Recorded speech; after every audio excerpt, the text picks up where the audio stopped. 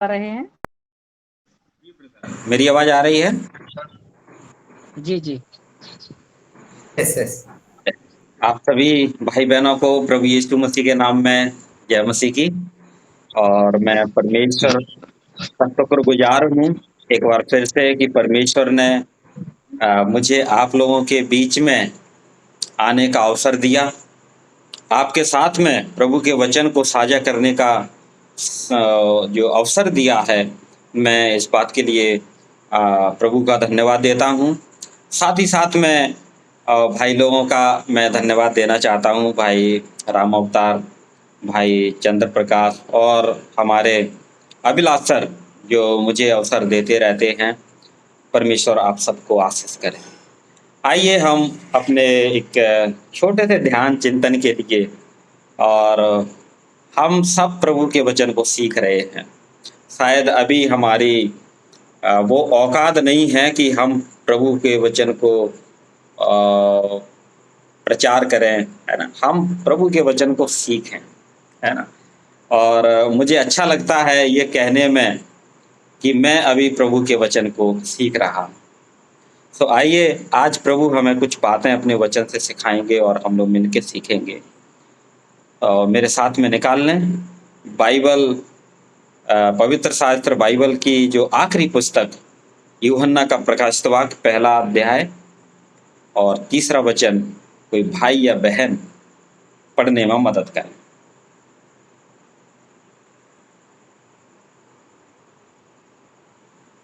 इसमें लिखा हुआ है, ऐसा धन्य है वह जो इस भविष्यवाणी के वचन को पढ़ता है और वे जो सुनते हैं और इसमें लिखी हुई बातों को मानते हैं, क्योंकि समय निकट आया है। बहुत बहुत धन्यवाद भाई। क्योंकि समय निकट आया है। और आज का जो शीर्षक, वचन का शीर्षक जो मेरे द्वारा जो लाया गया है वो है धन्य कौन है। और धन्य सब बनना चाहते हैं कि मैं धन्य हो जाऊं, मैं धन्य कहलाऊं, है ना। So everybody wants to be blessed somehow. कैसे भी मुझको धन्य होना चाहिए। एक सरल तरीके से बोले तो मेरे पास सुख सुविधाएं आरामदायक सब कुछ होना चाहिए। वो कहलाता है, जब लोग देखेंगे तो कहेंगे ये ब्लेसेड आदमी है, ब्लेसेड बहन है और भाई है, क्योंकि इनके पास सब कुछ है। ऐसी दुनिया में हम लोग, हमारी दृष्टि है कि हम किसी को देख के बोलेंगे अरे आपका तो प्रभु की आशीष है। तो इन अ सेंस मैंने इसलिए इस बात को थोड़ा सरलता से समझाया, क्योंकि जो बाइबल की जो भाषा है एक तो शुद्ध हिंदी है। हम हिंदी भाषी लोग होके भी शुद्ध हिंदी कभी कभी नहीं समझ पाते। तो धन्य सब लोग बनना चाहते हैं, सब लोग चाहते हैं मैं अच्छा बनूं। पहली बात, बीच में बताया गया है कि हम कैसे धन्य बनेंगे। आखिरी में बताया गया है समय निकट है, क्योंकि समय निकट आया है। प्रिय भाई प्रिय बहन, यदि हम बात करें नूह की, हम बात करें, उनके लिए समय निकट नहीं था। हम बात करें हमारे विश्वास के पिता इब्राहिम का, उनके लिए समय निकट नहीं था। भविष्यवक्ता आए, उनके लिए भी समय निकट नहीं था। राजा दाऊद आते हैं, सुलेमान जी आते हैं, यहाँ तक कि हम कहें आखिरी जो भविष्यवक्ता रहे हैं मलाकी, उनके लिए भी समय निकट नहीं है। अब सवाल उठता है ये समय जो निकट है वो चालू कब हुआ, है ना। प्रचार तो शुरू हो गया था।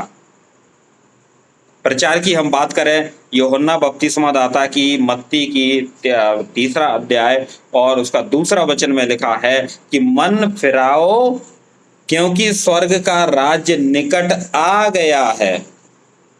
इस प्रकार से यूहन्ना बपतिस्मा दाता ने अपने प्रचार को, अपनी सेवा को आरंभ किया। समय निकट आ गया है। इसी बात को प्रभु यीशु मसीह ने यूहन्ना बपतिस्मा दाता द्वारा बपतिस्मा लिया और उन्होंने भी इन्हीं शब्दों के साथ अपना प्रचार आरंभ किया। मत्ती 4 अध्याय और उसके 7 वचन में इस प्रकार से लिखा है कि मन फिराओ क्योंकि स्वर्ग का राज्य निकट आ गया है।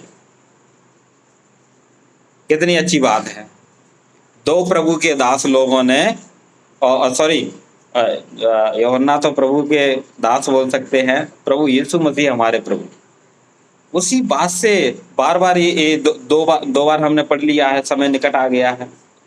यूहन्ना जो प्रभु के प्रिय शिष्य रहे हैं, इस भविष्यवाणी की जो आखिरी पुस्तक प्रकाशित वाक्य कहलाती है, उसके पहले अध्याय 3 वचन में लिख दिया है, समय निकट आ गया। दूसरा सवाल हमारे मन में आता है, किस बात का समय निकट आ गया है?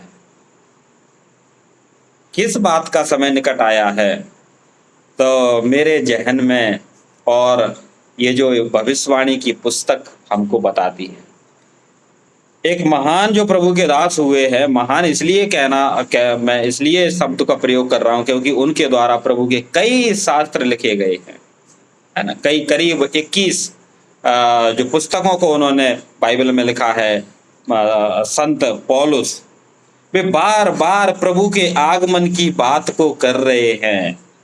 यही बात बपतिस्मा दाता और प्रभु यीशु मसीह कहते, स्वर्ग का राज्य निकट आ गया है। आ रहा है नहीं, आ गया है। और प्रभु यीशु मसीह अपने जब दुनिया का अंत होगा तो मत्ती 24 अध्याय में अपने चेलों को बताते हैं, तो वो इतना निकट आ गया कि द्वार पे ही। संत पौलुस कहते हैं वो समय आ जाएगा कि पलक झपकते हम बदल जाएंगे। पलक झपकते, मैं समझता हूं पलक शायद 1 सेकंड से भी ज्यादा तेजी से चलता है, और बोले तो कभी सेकंड से, जो हमारे जो हमारी घरों में घड़ी लगी है बड़ी, जो हमको समय बताती है, उसमें जो सुई चल रही है बार बार, उसको सेकंड वाली, उससे भी जल्दी हम पलक झपक लेते हैं। इतने समय में मेरा और आपका ट्रांसफॉर्मेशन हो जाएगा। मेरा और आपका बदल जाना हो जाएगा यदि प्रभु यीशु मसीह आज इस दुनिया में आ जाते हैं। इसी बात को बताने के लिए आज विश्वासियों को, और ये जो प्रकाशित वाक्य के लेखक जो यूहन्ना है, वे कह रहे हैं समय निकट आया है। और कह रहे हैं धन्य कौन व्यक्ति है। आज इस वचन को प्रभु ने शायद मेरे द्वारा ये सिखाने के लिए, सीखने के लिए हमको दिया है कि शायद हम लोग धन्य तो होना चाह रहे हैं, धन्य बनना चाहते हैं, तो उसके कुछ नियमों को बताना बड़ा आवश्यक है। वैसे सब लोगों को मालूम है, लेकिन फिर भी प्रभु हमको बार बार सिखाते हैं। वचन में कहा है, धन्य है वह जो इस भविष्यवाणी की वचन को पढ़ता है। पहला बताया है कि व्यक्ति कैसे धन्य बनेगा। उसके पहले मैं आपको बताना चाहता हूं, जो निकट समय आया है, एक तो प्रभु के राज्य का निकट समय है, दूसरा हम जिस धरती पर रह रहे हैं उसका अंत निकट है। कैसे? 2 चीजों से दुनिया का अंत होने वाला है बहुत जल्दी। पहला है पॉल्यूशन, दूसरा है population. Pollution is growing day by day like anything. Then another thing, the population is growing day by day. ऐसा कहा जा रहा है हमारा भारत देश चीन देश से जनसंख्या में आगे निकल चुका है। ऐसा कहा जा रहा है, अभी तो बोला जाता है, अभी सत्यापित तो नहीं हुआ है। तो our country is having the population more than the China, as we are hearing. So population is growing. खेतीबाड़ी नष्ट हो रही है, बाढ़ें आ रही हैं, तो आदमी भुखमरी से मरने वाला है। दूसरा, पॉल्यूशन बढ़ता जा रहा है, बीमारी पे बीमारी आ रही है, डॉक्टर और वैज्ञानिक बीमारी को नाम देने में असमर्थ हैं। तो बीमारी के कारण, पॉल्यूशन के द्वारा दुनिया नष्ट होगी। दूसरा, जनसंख्या से। तीसरा मैं बताना चाहता हूं कि मैं इस बात पे विचार कर रहा था एक दिन, जब मैं अभी ग्वालियर गया था। एक भाई ने कहा, अभी ये जो लाइन आप देख रहे हैं लाइट की ऊपर, ये कुछ ही दिन में अंडरलाइन होने वाली है। मुझे प्रभु की बात का वो बात याद आई कि ये दुनिया आखिरी समय में आग से नष्ट होने वाली है। विदेशों से गैस की, पेट्रोल की, डीजल की पाइपलाइन बिछाई जा रही है, ऐसा सुनने में आ रहा है, ऐसा चल भी रहा है। बिजली अंडरलाइन हो रही है, अंडरलाइन होगी तो पानी भी जाएगा अंदर, पानी जाएगा तो शॉर्ट सर्किट होगी, शॉर्ट सर्किट होगी तो आग लगेगी। लाइन बिछा दी जाएगी और कैसे दुनिया नष्ट होगी, आदमी उसका अपने आप इंतजाम करता जा रहा है। लेकिन आज प्रभु के वचन से, ये तो हमने अब बाहरी बात कर ली है, आज प्रभु का वचन हमको क्या सिखाने जा रहा है वो हम लोग देखने जा रहे हैं। धन्य वो व्यक्ति है, हम लोग अनेक प्रकार से धन्य होने का रास्ता देखते जा रहे हैं। हमारे विश्वासी गण, एक विश्वासी ने हाल ही में कहा मेरे से, जो रास्ता अपन को सूट होता है वो अपन अपना लो, जिसको जिस रास्ते से फायदा है उसको वो अपना लेना चाहिए। कभी कभी खराब रास्ता भी हमको फायदा देता है, लेकिन उसका अंत फायदा नहीं रहता है। Some ways are seems us very good, gives us very good result, but the end is not good. कोई लोग बीमार हो रहे हैं तो कुछ लोग छू छक्कड़ वाला रास्ता अपना रहे हैं, कुछ लोग सियानों के पास जा रहे हैं, कुछ लोग डॉक्टर के पास जा रहे हैं। एक विश्वासी भाई ने कहा, जिसको जैसे फायदा हो रही वैसे कर लो। मैंने कहा, कितने दिन के लिए? कितने दिन के लिए? ये जिंदगी हमारी कुछ दिन के लिए है। गलत रास्ता हम ना अपनाएं, नहीं तो एक दिन बड़ा नुकसान हम सबके लिए आ जाएगा। If we use different ways, the big destroy is waiting for us. एक बड़ा नाश हमारे लिए इंतजार कर रहा है। एक विश्वासी होना हमको कब दिखाएगा? हम जब खुशी में, हंसी में रहेंगे, हमारा वो विश्वासीपन नहीं दिखता है। जब हमारे ऊपर मुसीबत आती है, जब हम परेशानी में रहते हैं और हम विश्वास में अडिग रहते हैं, उस समय विश्वास का परखा जाता है। हिंदी में एक गाना है, विश्वास परखा जाएगा, है ना? बहुत अच्छा बताया है। So our belief can be seen in the problems, not in blessings. So लेकिन blessing तो सबको चाहिए, धन सब चाहते हैं, आशीष सबको चाहिए। प्रभु ने 3 बातें हमको बताई हैं, उन बातों को हम लोगों को अनुसरण करने की आज आवश्यकता है। मल्टीमीडिया का जमाना है, नेट का जमाना है। उन 3 बातों में हम विश्वासियों के जीवन में भारी कमी आ रही है ना? We are very low in this in the things which the Lord want to tell us. परमेश्वर जो चाहते हैं हम उसमें कमी हो रहे, क्योंकि हमारे आसपास का जो माहौल व्यस्त होता जा रहा है। इसलिए प्रभु के दास कहते हैं कि जो धन्य वो व्यक्ति है जो इस भविष्यवाणी के वचन को पढ़ता है।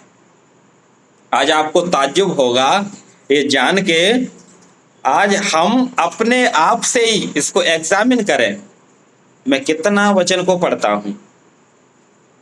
सेवक थोड़ा करते होंगे, सेवकों के जीवन में भी वचन को पढ़ने की गिरावट आई है, तो विश्वासी कहाँ लाइन में लगेंगे। विश्वासी तो संडे के दिन चला जाए तो उसके लिए तो बहुत बड़ी अचीवमेंट है कि संडे के दिन उसने प्रार्थना में चला गया, क्योंकि व्यस्त भरा जीवन। शायद कभी कभी हमारे जो प्रभु के दास लोग हैं, व्यस्त जीवन है, प्रोग्राम्स बनाए हैं, आज मीटिंग्स में निकलना है, 50 किलोमीटर निकलना है, तो सुबह निकलना है, तो उस दिन नहीं पढ़ पा रहे। लेकिन प्रभु का वचन कह रहा है हमको, इस भविष्यवाणी के वचन को जो पढ़ता है वो धन्य है। प्रिय भाई प्रिय बहन, वचन को पढ़ना बहुत जरूरी है। शायद वचन को पढ़ के प्रभु हमको बताएंगे कि बेटा बेटी आज का ये वचन आपको सुनाना है। शायद प्रभु हमें वचन से ये बात कर ले कि आज तुम सेवा के लिए निकलने वाले हो, आज तुम फलानी जगह जाने वाले हो। एक विश्वासी के लिए आज नहीं जाना, शायद वचन के द्वारा हमको आभास हो जाए, प्रभु हमको बता दे, लेकिन हमने वचन नहीं पढ़ा तो कहां से पता चलेगा। प्रिय भाई प्रिय, इस भविष्यवाणी के वचन को पढ़ना बहुत जरूरी है। यहोशू मूसा प्रभु के दास मर गए हैं, यहोशू नए नेता बन गए हैं। प्रभु ने कहा यहोशू 1:8 में 7 में आप पढ़ ले, सॉरी शायद 5 से 8 तक पढ़ ले। प्रभु कहते हैं इस व्यवस्था की पुस्तक तेरे चित्त से दूर नहीं होने पाए। क्या वो वचन आज हमारे लिए नहीं है? हमारे लिए है। प्रभु अपने दासों के द्वारा समय समय पर हमसे बात करते चले आ रहे हैं। जो इस भविष्यवाणी के वचन को पढ़ेगा, मेरे भाई मेरी बहन, वो धन्य व्यक्ति है, अन्यथा उसका उल्टा आप समझ लो। हमको धन्य बनना है, मुझे वचन पढ़ना चाहिए, प्रभु के वचन में मुझे लीन होना चाहिए, मुझे समय बना के प्रभु के वचन को पढ़ते रहना चाहिए। दूसरी बात, हम धन्य होना चाहते हैं, प्रभु हमसे कह रहे हैं क्या? जो वचन को सुनते हैं, जो सुनते हैं प्रभु के वचन को, वे धन्य हैं। प्रिय भाई प्रिय बहन, कभी कभी हमारी कलीसियाओं में ये देखा जाता है, ऑल ओवर इंडिया मैं कह सकता हूं, प्रभु ने मुझे जाने का मौका दिया है। कुछ विश्वासियों को आप देखेंगे, प्रभु बोझ हो गया, मुझे बहुत जरूरी काम है, मैं निकल रहा हूं, आराधना हो गई मेरी, प्रभु का वचन नहीं सुना। वही तो मेन सेशन है। प्रभु ने मुझे इतनी बार सीखने का, सिखाने का अवसर दिया। मैंने कहा कि मसीह लोगों का इकट्ठा होना, या आराधना हो, मरण दिन हो, जन्मदिन हो, कुछ भी हो, उसमें यदि मेन बात है तो वो है प्रभु का वचन। आप जन्मदिन में गए, प्रभु का वचन नहीं सुने, केक खा के आ गए, तो क्या जन्मदिन मनाया? आप फ्यूनरल में गए, आपने प्रभु का संदेश नहीं सुना और उस व्यक्ति के दर्शन करके आ गए, तो क्या दर्शन किया? मसीह जगत में वचन बहुत इंपॉर्टेंट है। क्या है? जो वचन को सुनते हैं। जब मैं कुछ भाई बहनों को देखता हूं, प्रभु बोझ लिया और सीधे नीच पीछे से खिसक लिए, प्रिय भाई प्रिय बहन, अच्छी आदत नहीं है। पूरे भारत देश में 2 घंटे से ज्यादा आराधनाएं नहीं होती हैं। यदि हम प्रभु को 2 घंटे नहीं दे पा रहे तो क्या देंगे प्रभु? वैसे तो 24 घंटा का दशमांश निकालिए आप, तो वैसे 2.5 घंटा होता है। तो प्रभु के वचन को सुनना जरूरी है, और जब नहीं सुनते हैं तो प्रभु हमें मार्था और मरियम की कहानी के द्वारा डांटते हैं। लूका 11:28 से हम जब पढ़ेंगे तो वहां पर इस प्रकार से लिखा है कि बैतनी में यीशु मसीह गए, दोनों बहनों ने प्रभु का और प्रभु के चेलों का स्वागत किया। आइए प्रभु घर में आइए, है ना। मार्था बहन चली गई किचन में, प्रभु के लिए बना रही है पकवान, लेकिन बहन मरियम ने कर दिया कुछ अजीब काम। बहन की मदद नहीं करा रही है। प्रभु के साथ कम से कम 13 लोग तो वैसे ही है, 12 चेले, एक यीशु मसीह। और जब यीशु मसीह आए हैं तो 2-4 लोग तो घर में आ ही जाते हैं। जब हमारे रिश्तेदार आते हैं घर में तो 2-4 लोग तो वैसे ही आ जाते हैं, तो करीब करीब 15-20 लोग वहां पे होंगे। मरियम प्रभु की बातों को सुन रही हैं। मार्था आती हैं,